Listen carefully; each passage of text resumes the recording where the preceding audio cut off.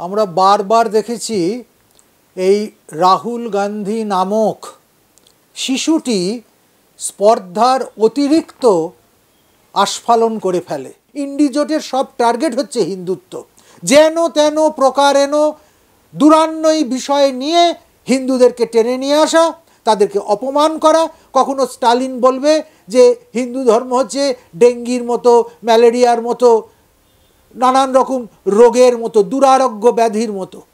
কখনো কেউ বলবে হিন্দু ধর্মের মান্য বিন্দুগুলো, উপাস্য বিন্দুগুলো, তারা কেউই ভদ্র সমাজের উপযুক্ত নয়। মা কালীকে কখনো বলবে মদ মাংস খেকো নগ্না নারী। কখনো শিবলিঙ্গের উপরে কন্ডম পরাতে চলে যাবে মানুষজন।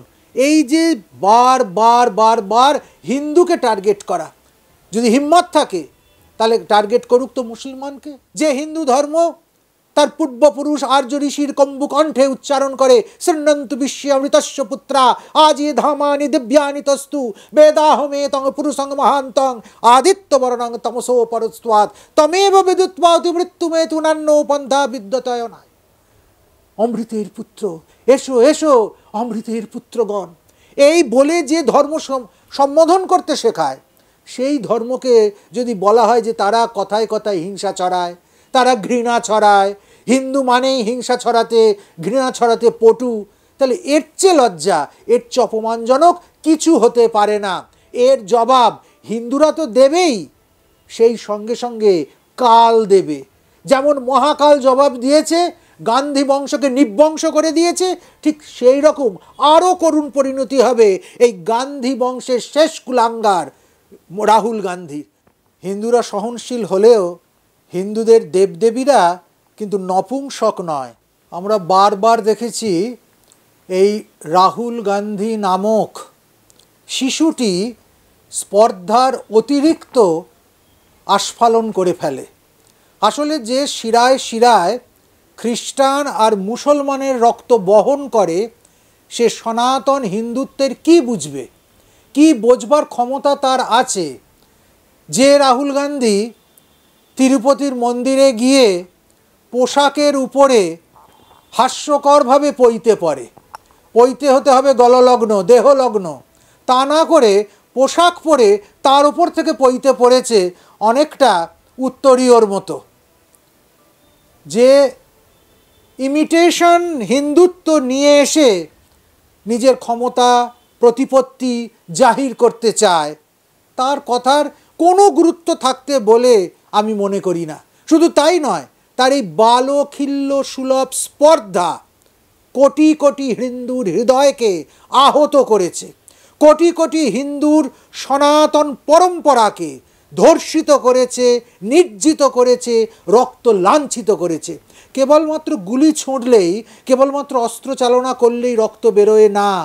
এমন অনেক পরিস্থিতি তৈরি করা যায় যেখানে হৃদয় থেকে রক্তক্ষরণ হয়। যখন বিরোধী দলনেতার আসনে বসে ছায়া প্রধানমন্ত্রী আমরা যাকে বলি, সেই ছায়া প্রধানমন্ত্রীর আসনে বসে একজন বুর্বাকের মতো কথা বলে, একজন আহাম্মকের মতো কথা বলে, একজন গোটা একটা ধর্মকে, সনাতন ধর্মের কোটি কোটি মানুষকে হঠাৎ করে আক্রমণ করে বসে কেবলমাত্র সংখ্যালঘু ভোট ব্যাংকটাকে ঠিক রাখবার জন্য, তখন তার এই হীন মানসিকতা বুঝিয়ে দেয় যে ইন্ডি জোটের গোপন এজেন্ডাটা কী ছিল। ভোটের আগে যেটা ছিল গোপন, ভোটের পর সেটা হয়ে গেছে সবার কাছে একদম সকালের আলোর মতো পরিষ্কার। আসলে কেউ যদি মনে করে যে ৯৯টা আসন পেয়ে আমি ভারতবর্ষের ৫৪৩টা আসনের লড়াইয়ের পর ৯৯টা আসন পেয়ে আমি ভারতবর্ষের দণ্ডমুণ্ডের কর্তা হয়ে যাব, যাকে দয়া করে বসানো হয়েছে বিরোধী দলনেতার আসনে, সেই দয়াটা পেয়ে কেউ যদি শক্তির আস্ফালন করে, তাহলে অচিরকালের মধ্যেই তার পতন অবশ্যম্ভাবী। তারই বংশধরেরা, তারই পূর্বপুরুষেরা, তারই ঠাকুমা কি করেছিল? সাধুদের আক্রমণ করেছিল, গো হত্যা করেছিল। ওই দিল্লির রাজপথে হাজার হাজার সাধুদের একত্রিত করেছিলেন করপাত্রীজি মহারাজ, এবং সেইখানে সাধুরা তো নিহত হয়েই ছিল, গুলি চালনায় অনেক গাভী মায়েরও জীবন গেছিল। তখন করপাত্রীজি বলেছিলেন যে সাধুদের মৃত্যুতে আমি ব্যথিত নই, কারণ আমরা তো ঘর ছেড়ে এসেইছি দেশের জন্য, দশের জন্য। কিন্তু যেখানে গোহত্যা হয় সেখানে কোনো দিন এই বংশ টিকতে পারবে না। আজকে যে নির্বংশ হয়েছে, পূর্বপুরুষের কাছ থেকে এখনো পর্যন্ত রাহুল গান্ধী এই শিক্ষাটা নিতে পারেননি, আর না নিতে পেরে আবার হিন্দুত্বকে আক্রমণ করছেন। হিন্দু হয়ে গেছে তাদের কাছে সব টার্গেট, ইন্ডিজোটের সব টার্গেট হচ্ছে হিন্দুত্ব। যেন তেন প্রকারেণ দুরান্নই বিষয় নিয়ে হিন্দুদেরকে টেনে নিয়ে আসা, তাদেরকে অপমান করা। কখনো স্টালিন বলবে যে হিন্দু ধর্ম হচ্ছে ডেঙ্গির মতো, ম্যালেরিয়ার মতো, নানান রকম রোগের মতো, দুরারোগ্য ব্যাধির মতো। কখনো কেউ বলবে হিন্দু ধর্মের মান্য বিন্দুগুলো, উপাস্য বিন্দুগুলো, তারা কেউই ভদ্র সমাজের উপযুক্ত নয়। মা কালীকে কখনো বলবে মদ মাংস খেকো নগ্না নারী। কখনো শিবলিঙ্গের উপরে কন্ডম পরাতে চলে যাবে মানুষজন। এই যে বার বার বার বার হিন্দুকে টার্গেট করা, যদি হিম্মত থাকে তাহলে টার্গেট করুক তো মুসলমানকে, টার্গেট করুক তো আল্লাহকে, টার্গেট করুক তো খ্রিস্টানকে। সারা পৃথিবী জুড়ে আলোড়ন হয়ে যাবে এবং তখন বোঝা যাবে কত ধানে কত চাল। হিন্দু ধর্ম হচ্ছে সেই ধর্ম যা বলে একসাথে চলো, এক কথা বলো, হোক মন একাকার, সঙ্গচ্ছধ্বং সংবদধ্বং সন্বমনাংসি জানতাম দেবাভাগং যথা পূর্বে সঞ্জনানা উপাসতে। যে হিন্দু ধর্ম তার পূর্বপুরুষ আর্য ঋষির কম্বুকণ্ঠে উচ্চারণ করে শৃণ্বন্তু বিশ্বমৃতস্য পুত্রা আজি ধামানি দিব্যানি তস্তু বেদাহমেতং পুরুষং মহান্তং আদিত্যবর্ণং তমসো পরস্ত্বাৎ তমেব বিদুত্বা অতিমৃত্যুমেতু নান্নো পন্থা বিদ্যতয় নাই। অমৃতের পুত্র, এসো এসো অমৃতের পুত্রগণ, এই বলে যে ধর্ম সম্বোধন করতে শেখায়, সেই ধর্মকে যদি বলা হয় যে তারা কথায় কথায় হিংসা ছড়ায়, তারা ঘৃণা ছড়ায়, হিন্দু মানেই হিংসা ছড়াতে, ঘৃণা ছড়াতে পটু, তাহলে এর চেয়ে লজ্জা, এর চেয়ে অপমানজনক কিছু হতে পারে না। এর জবাব হিন্দুরা তো দেবেই, সেই সঙ্গে সঙ্গে কাল দেবে। যেমন মহাকাল জবাব দিয়েছে, গান্ধী বংশকে নির্বংশ করে দিয়েছে, ঠিক সেই রকম আরও করুণ পরিণতি হবে এই গান্ধী বংশের শেষ কুলাঙ্গার রাহুল গান্ধীর। আমরা দেখব যে অন্যায়ভাবে এইভাবে অপদস্থ করলে, ভারী সভার মধ্যে, প্রকাশ্য সংসদের মধ্যে দাঁড়িয়ে অহেতুক যদি হিন্দুত্বকে কেউ আক্রমণ করতে যায়, কোনো দিন তার পরিণতি শুভস্কর হবে না। হিন্দু জাগছে, হিন্দু এককাট্টা হচ্ছে, হিন্দু কিন্তু আবার মাথা তুলে দাঁড়াচ্ছে। যতবার সনাতন ধর্মের ওপর আঘাত এসেছে, সারা পৃথিবীর ইতিহাস ঘেঁটে দেখুন, সবচেয়ে বেশি আঘাত সহ্য করেছে এই সনাতন ধর্মীরা। ততবার কিন্তু সনাতন ধর্ম দ্বিগুণ শক্তি নিয়ে মাথা তুলে দাঁড়িয়েছে। যতবার কালাপাহাড় মন্দির ভেঙেছে, ততবার সেখানে আমরা মন্দির তৈরি করেছি, ধর্মের জয় ধ্বজা সেখানে উড্ডীন করেছি। অতএব কেউ যেন মনে না করে যে সে মেকি হিন্দুইজমের আমদানি করে তার আড়ালে তালিবানি শাসনকে ইন্ট্রোডিউস করবার গোপন এজেন্ডা নিয়ে এসে সে হিন্দুকে, ভারতবর্ষকে, ভারতের সনাতন পরম্পরাকে শেষ করে দিতে পারবে। সে মূর্খের স্বর্গে বাস করছে। বালকের বালখিল্যতা সবসময় সহ্য করা যাবে না। হিন্দু ধর্ম নিয়ে বারবার এই জাতীয় মন্তব্য, এবং হিন্দুরা তার মানে সকলেই অত্যন্ত সাহসী হয়ে উঠছে হিন্দু ধর্ম সম্বন্ধে, যা খুশি তাই বলা যায়, কিন্তু হিন্দুদের মধ্যে সেই ঐক্য এখনো সেভাবে দেখা যাচ্ছে না কেন? আসলে হিন্দুরা তো সহনশীল, কিন্তু মনে রাখতে হবে হিন্দুরা সহনশীল হলেও হিন্দুদের দেবদেবীরা কিন্তু নপুংসক নয়। আমাদের প্রত্যেকটা দেবতা বা দেবীর নিজস্ব আয়ুধ আছে। আমরা বিশ্বাস করি রক্তারক্তিকৃতঙ্গঞ্চ রক্ত বিস্ফুরিতেক্ষণাম। আমাদের যে মা দুর্গা উপাস্য, তিনি অসুরকে বধ করেছেন, তিনি রক্ত মেখেছেন। আমাদের যে হৃদয়ের দেবী মা কালী, তিনি শ্মশান ভূমিতে প্রেতের সঙ্গে প্রেত নৃত্য করেছেন। মনে রাখতে হবে আমরা কেবলমাত্র বৃন্দাবনের বাঁশি বাজানো কৃষ্ণকেই পুজো করি না, আমরা মহাভারতে গীতা নাদকারী পুরুষ সিংহ শ্রীকৃষ্ণকেও বন্দনা করি। আমাদের হৃদয়ে গীতা, হাতে তরবারি, শাস্ত্র এবং শস্ত্র এই দুটোতেই কিন্তু সময় এলে আমরা সমান পারদর্শিতা দেখাতে পারবো। কেবলমাত্র তিলক কেটে, টিকি নেড়ে, মন্ত্র আউড়ে আমরা লড়াইয়ের ময়দান ছেড়ে দেব না। দরকার হলে আবার রানী ভবানী আসবে, দরকার হলে আবার দুর্গাবাই আসবে, আবার লক্ষ্মীবাই আসবে, আবার শিবাজি মহারাজ আসবে, রূপ পরিবর্তন করে আসবে, কিন্তু ধর্ম রক্ষার জন্য আমরা আবার এককাট্টা হব। আপাততভাবে বিক্ষিপ্ত হয়ে রয়েছে বিভিন্ন বহির্শক্তির প্ররোচনায়। চারিদিকে হিন্দু বিরোধী ষড়যন্ত্র চলছে। কোথাও ঈসাইরা করছে, কোথাও মুসলিম করছে, কোথাও রাজনৈতিক নেতারা করছে। সংখ্যালঘু ভোট ব্যাংকের জন্য নানানভাবে হিন্দুকে তারা বিপর্যস্ত করে দিচ্ছে, তারা বাধাহীন করে দিচ্ছে, তারা নানানভাবে টুকরো টুকরো গ্যাংয়ে বিভক্ত করে দিচ্ছে। তারা চাইছে যে এখানে আর একটা পাকিস্তান গড়ে উঠুক, মিনি পাকিস্তান।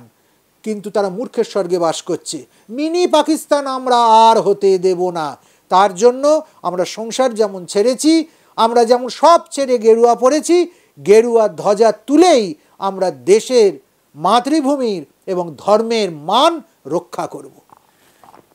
মহারাজ, আপনি বলছেন মিনি পাকিস্তান হতে দেবেন না, কিন্তু চোপড়াতে যে ঘটনা ঘটেছে তারপরে তো মনে হচ্ছে জায়গাটা মিনি পাকিস্তান হয়েই গেছে। এবং আমরা নাম না করলেও বুঝতে পারি যে কলকাতার মধ্যেও এমন বহু জায়গা আছে যেটা প্রায় মিনি পাকিস্তানের সমগোত্রীয়ই।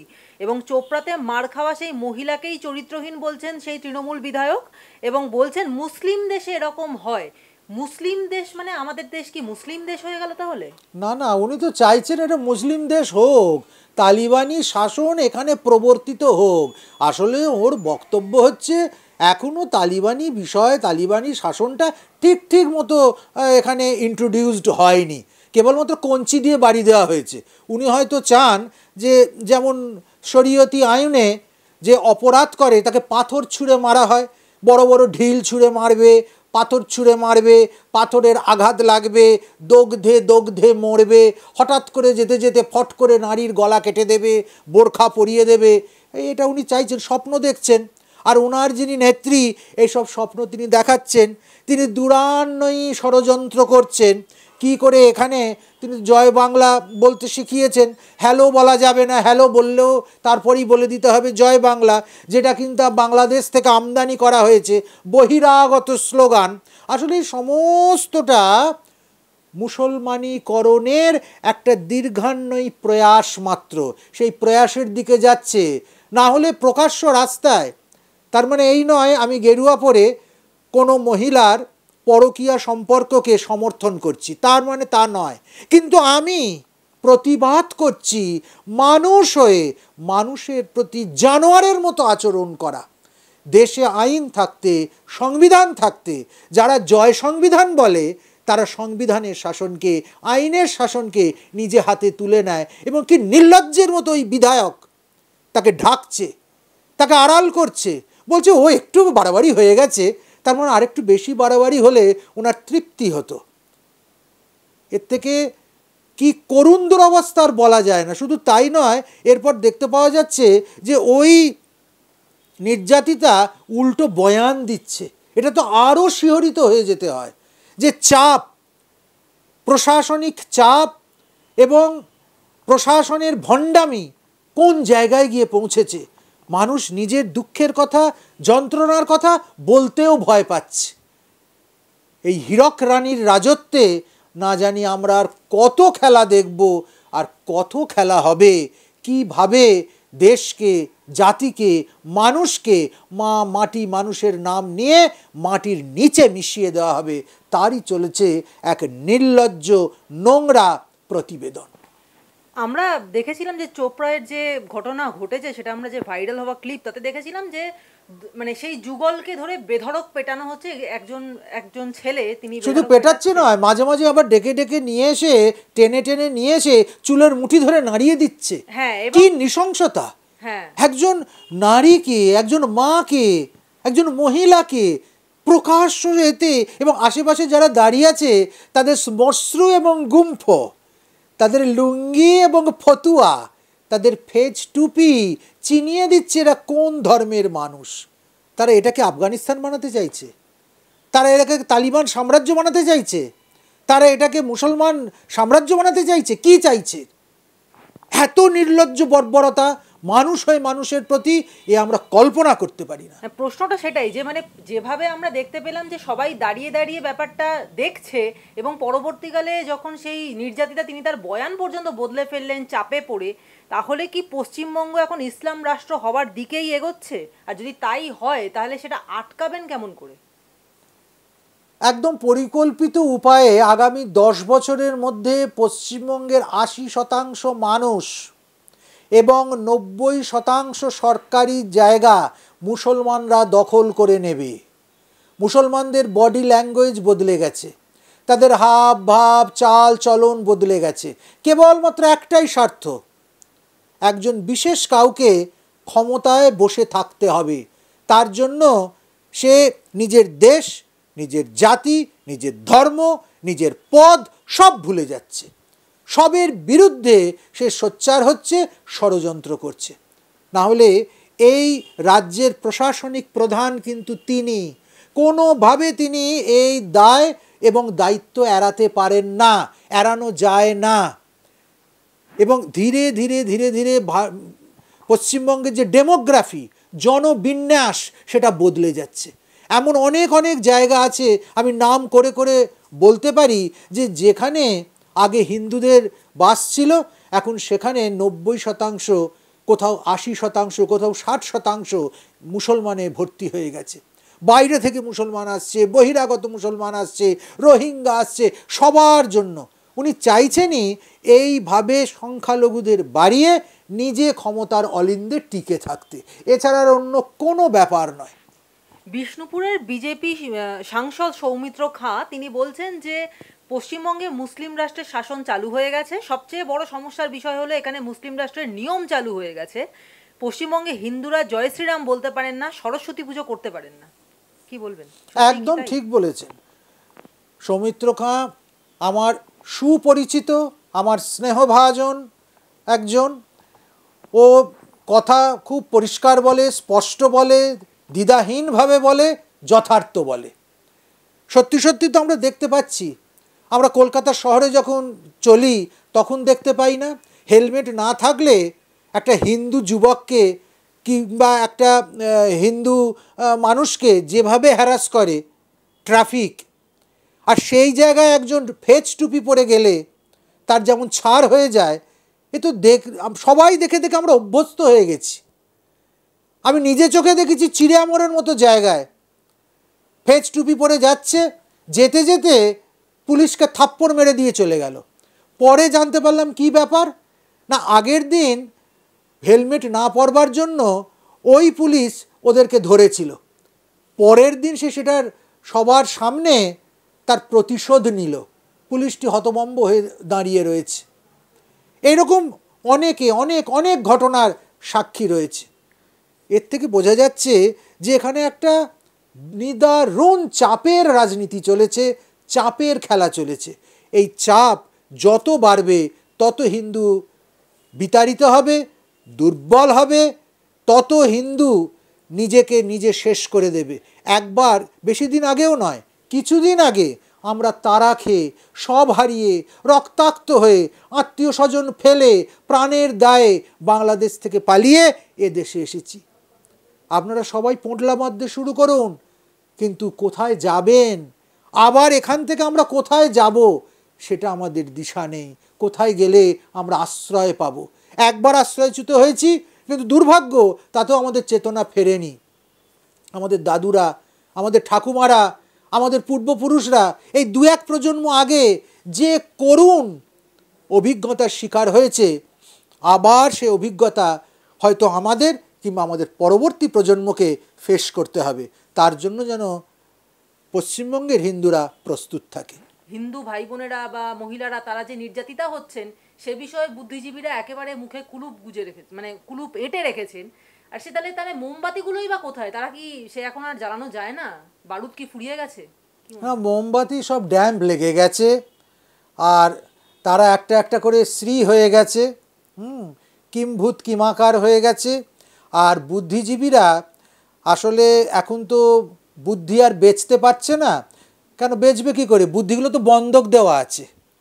হ্যাঁ, বন্ধক থাকলে বন্ধকি গয়না পরে কি আর বিয়েবাড়ি যাওয়া যায়? তো জায়গা মতো বন্ধক দেওয়া আছে, সেখান থেকে বন্ধক আর ছাড়ানো যাচ্ছে না।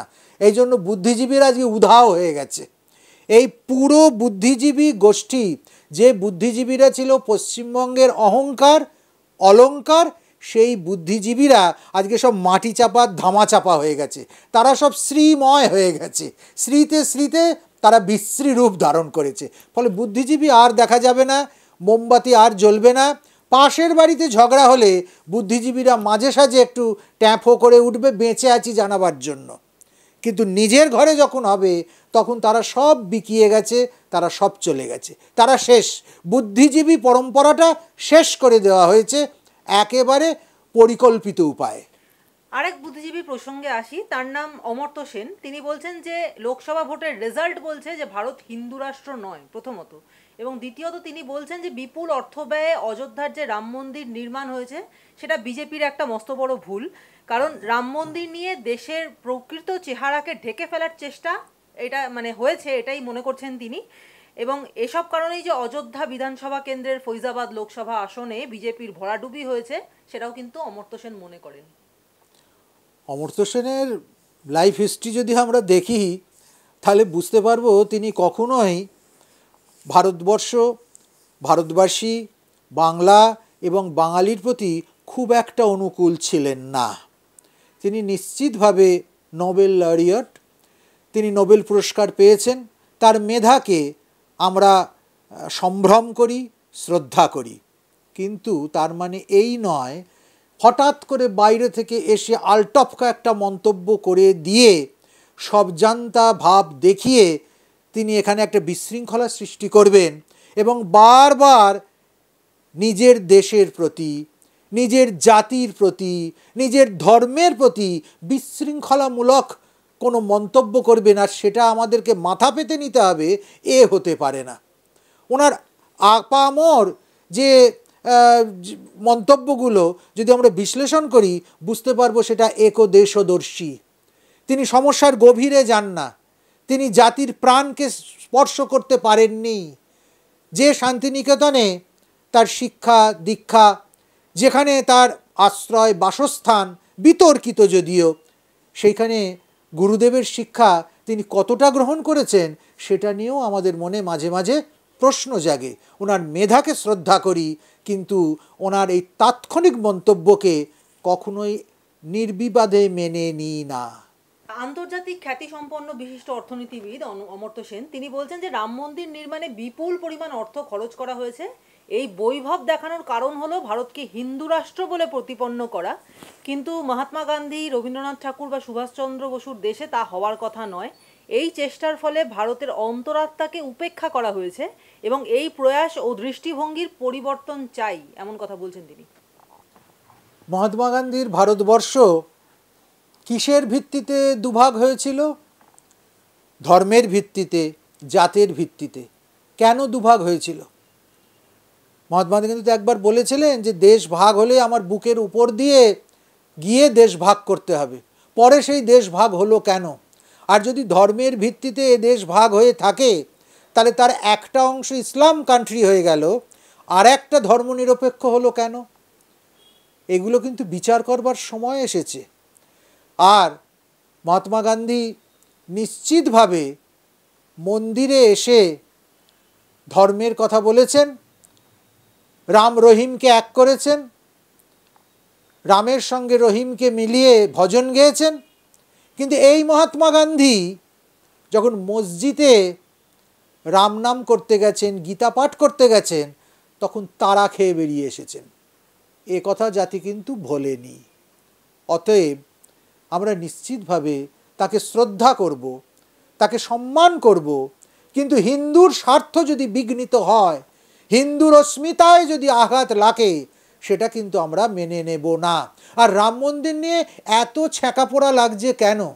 550 বছর ধরে যখন রামলালা বেঘর হয়ে পড়ে রইল, যখন পথের ধারে তেরপল খাটিয়ে রামলালার বিগ্রহর সেবা চলল, তখন তো কই কারোর এতটুকু হৃদয়ে লাগেনি, সম্মানে লাগেনি, অন্তরে লাগেনি। আর আজ যখন ভারতবর্ষের অন্তরাত্মা, ভারতের দেবতা, ভারতের মাটিতে, সনাতন ধর্মের মাটিতে তার নিজের জায়গা সুপ্রতিষ্ঠিত করে নিল, তখন বড্ড অন্তরে আঘাত লাগছে, রাম মন্দির নিয়ে বড্ড কষ্ট হচ্ছে। এর হাস্যকর কথা কোনোই মেনে নেওয়া যায় না।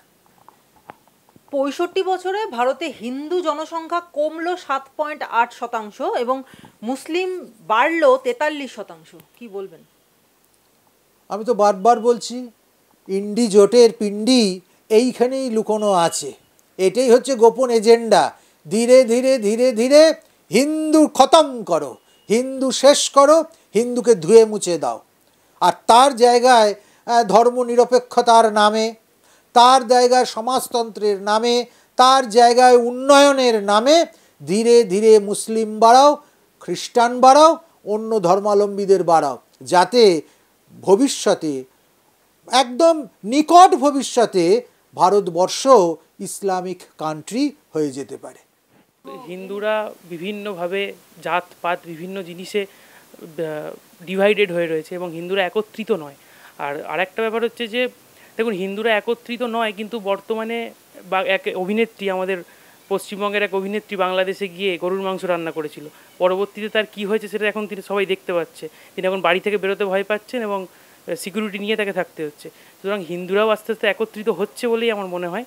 এবং রাহুল গান্ধী যে কথাটা বলছে, রাহুল গান্ধী সেকুলারিজম প্রমাণ করার জন্য যদি শুধুমাত্র গরুর মাংস রাস্তায় খেয়ে সেকুলারিজম প্রমাণ করতে হয়, তাহলে তাদেরকে আরও আরেকটা করা উচিত যে শুয়োরের মাংস রাস্তায় দাঁড়িয়ে খাক, তাহলে তবে বুঝবো আমরা তারা সেকুলার।